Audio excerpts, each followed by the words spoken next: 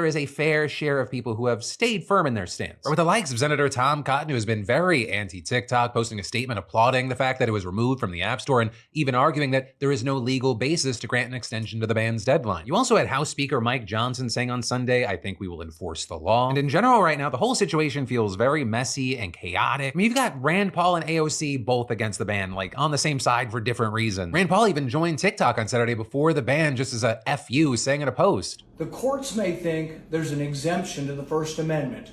I don't. I joined TikTok today as a form of civil disobedience. To the 170 million Americans who use TikTok, don't give up, don't give in." And then for her part, you had AOC saying there just wasn't enough information proving TikTok's national security threat, and also slamming the way the ban was rolled out and then rolled back. TikTok's decision to name Trump in the notification is a choice. They are signaling that they are privately collaborating. They have agreed to privately collaborate with Donald Trump and the Trump administration.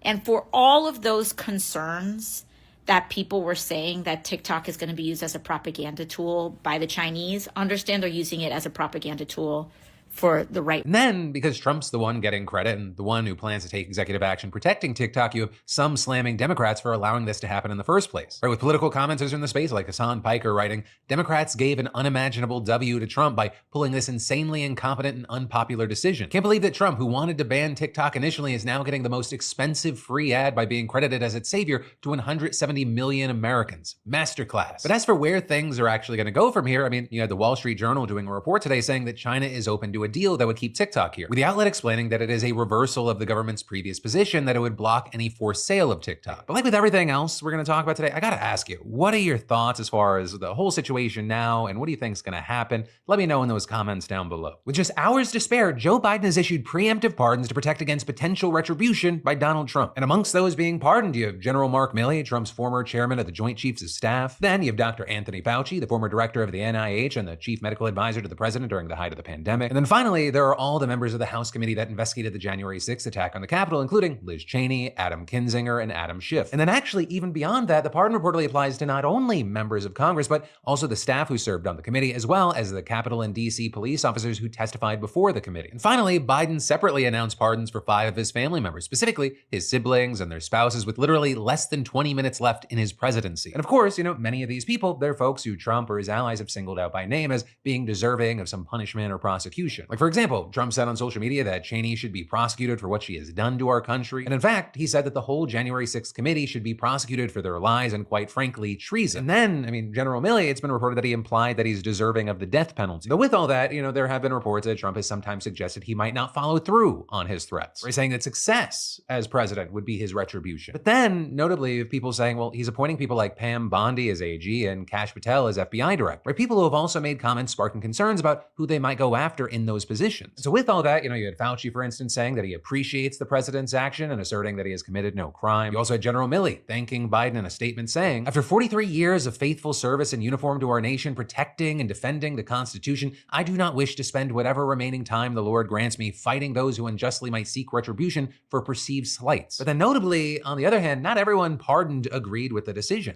For example, you had Kinzinger telling CNN earlier this month, "As soon as you take a pardon, it looks like you're guilty of something. I am guilty of nothing besides bringing the truth to the American people and in the process embarrassing Donald Trump, because for 187 minutes he sat there and did absolutely nothing and showed how weak and scared he truly was. So no, I don't want it." And then you also had Adam Schiff saying, "It would be the wrong precedent to set. I don't want to see each president hereafter on their way out the door giving a broad category of pardons to members of their administration." Now Biden, for his part, reportedly considered those arguments, with sources who spoke to CNN saying that he's been weighing the decision for days now, and he even reportedly voiced a concern that pardoning might imply guilt. But in the end, he seemingly concluded that providing protection was more important than the potential implication of misconduct, with him saying in a statement, "The issuance of these pardons should not be mistaken as an acknowledgement that any individual engaged in any wrongdoing," with him adding, "These are exceptional circumstances and I cannot in good conscience do nothing." But of course, as expected, that hasn't stopped fresh criticism from both sides, but especially from Republicans, right? Especially since this is after Biden's controversial pardon of his son Hunter, despite his repeated promises that he wouldn't intervene. So you have people like Republican Senator Eric Schmidt, for example, writing on social media, "The guy who claimed he would protect norms continues to bulldoze them and the Constitution until the bitter end. Biden truly is one of the worst presidents in American history and will only be remembered as the guy between Trump's 2 terms." And then, in addition to that, despite Biden's statement, you have many taking the the pardons as evidence of wrongdoing. Though all of this is you have some pointing to the criticism and saying, well, this is exactly why these pardons needed to be done. With a number of people pointing to things like Senator Rand Paul, for example, repeating his claims that Fauci bears responsibility for the pandemic, engaged in a cover-up, and committed a crime. And there, notably as far back as 2022, Fauci claimed Paul's accusations were sparking death threats against him. And then, in addition to those debates, you have some wondering, can Biden even do this? Or the use of pardon power to try to protect people who have not even come under investigation, let alone been charged or convicted of a crime? There's not really clear precedent there. Or the closest thing would probably be Gerald Ford pardoning Richard Nixon in 1974, even though he hadn't been charged with any crimes. But you do have some legal scholars who spoke with the New York Times saying that he is within the boundaries of his authority. But ultimately, we're gonna have to wait to see what happens there with Donald Trump as president. Then, to switch gears back to Trump, Donald Trump is now not only president, he may very well be one of the richest men alive.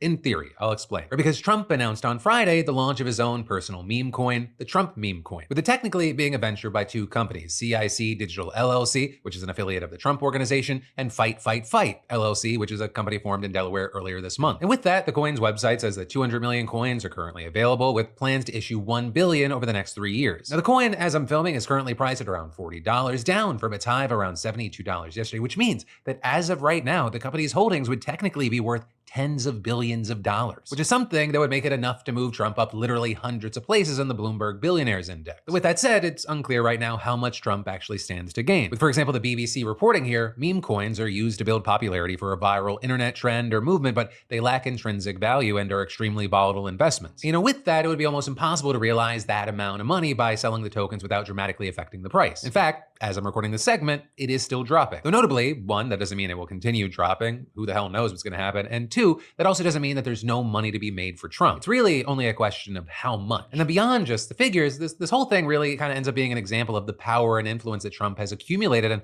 the ethical questions that it raises when he uses that to grow his business. Or with people saying, this is not the first time we've seen Trump leveraging his position to launch a new product, whether it be Trump branded sneakers, fragrances, and even special edition Bibles made in China. Also, notably, this isn't even Trump's first foray into the realm of crypto, right? He launched his NFT digital trading cards back in 2022. And back just this past September, he and his sons lent their name to a cryptocurrency startup called World Liberty Financial, with the deal there reportedly being that they would get a cut of the sales in exchange for helping promote the new brand. But also a key thing is that members of the Trump family were reportedly not actually owners of the platform or officers in the company. So this, obviously a very big thing, also a different thing, but also you had Melania Trump launching her own meme coin last night. And so it appears, right, to be the first time Trump and his relatives have become directly involved in selling cryptocurrency. Something that is notable because one, it's an industry regulated by the Securities and Exchange Commission, and also with that too, as president, Trump is the one appointing new SEC commissioners at the end of their term. And he also gets to designate one of them as a chairperson. Here, we know his pick. He's named Paul Atkins, and he's a big supporter of loosening up crypto regulation. And this is Trump's also reportedly planning to release an executive order designating crypto as a national priority and giving industry insiders a voice within his administration. With, all of that standing in stark contrast to Biden's efforts to tightly regulate the crypto industry out of fear that the volatile market could lead to a future financial crash. So of course, there, it's one thing to have a different approach to a policy issue.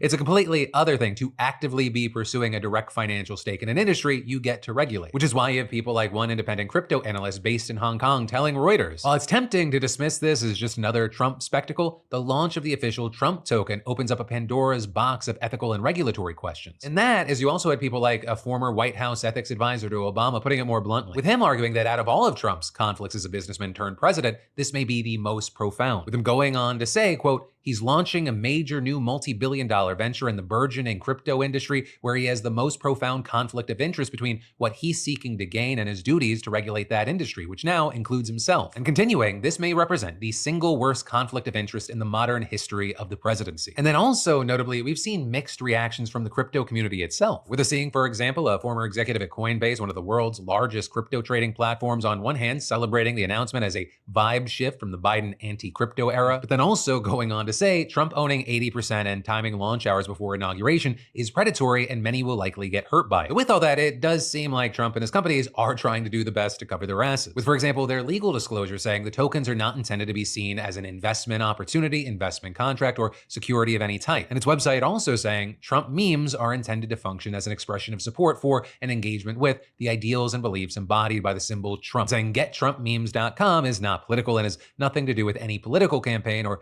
any political of office or governmental agency. And then also, notably, the Trump family business recently released an ethics agreement. Right? In that agreement prohibits Trump from day-to-day decision-making when he's president and limits financial information about the business that can be shared with him, among other things. But here, some